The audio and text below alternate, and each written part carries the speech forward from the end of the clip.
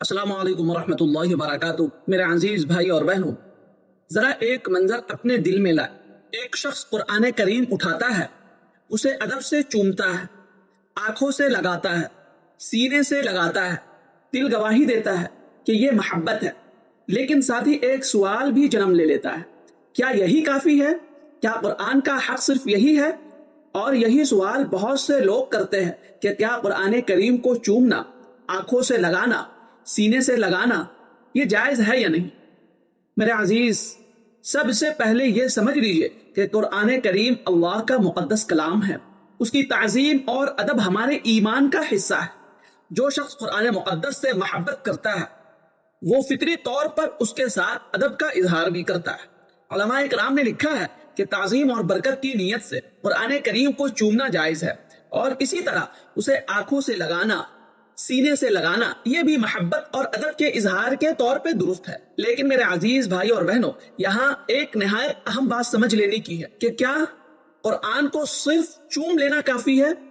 کیا ہم نے اس کے حق کو ادا کر دیا؟ ذرا آپ اپنے دل سے پوچھیں کہ کیا ہم قرآن کریم کو صرف آنکھوں سے لگاتے ہیں یا اپنی زندگی میں بھی جگہ دیتے ہیں؟ کیا ہم اسے پڑھتے بھی ہیں یا نہیں، سمجھتے ہیں یا نہیں، اس کے احکام پر عمل کرتے ہیں یا نہیں؟ یاد رکھیں، قرآن کریم صرف چومنے کے لیے نہیں بلکہ اپنانے کے لیے آیا۔ اگر کوئی شخص قرآن کریم چومتا ہے مگر اس کی تعلیمات کو اپنی زندگی میں نہیں لاتا تو اس کی محبت ادھوری رہ جاتی ہے، اور جو شخص قرآن کریم کو پڑھتا ہے، سمجھتا ہے، اس کے مطابق زندگی گزارتا ہے، وہی در حقیقت قرآن کا حق ادا کر رہا ہے۔ پوری بات کا خلاصہ یہ ہے کہ قرآن کو چومنا، آنکھوں سے اور سینوں سے لگانا یہ جائز ہے، درست ہے، یہ محبت اور تعظیم کا اظہار ہے۔ آپ حضرت عمر کا واقعہ پڑھیں، حضرت عثمان غنی کا واقعہ پڑھیں، آپ کو معلوم ہو جائے گا۔ لیکن صرف اسی پر اکتفا کر لینا یہ کافی نہیں، اصل چیز قرآن کریم کو پڑھنا ہے، سمجھنا ہے، اس پر عمل کرنا ہے۔ میرے عزیز بھائی اور بہنوں، میں امید کرتا ہوں کہ میری بات آپ کو اچھی طرح سمجھ میں آ گئی ہو۔ اگر کسی طرح کا آپ کو ڈاؤٹ ہے، کچھ پوچھنا چاہتے ہیں تو آپ کمنٹ کیجئے، میل کیجئے، ڈی ایم کیجئے، انشاءاللہ آپ کو ضرور جواب دیا جائے گا۔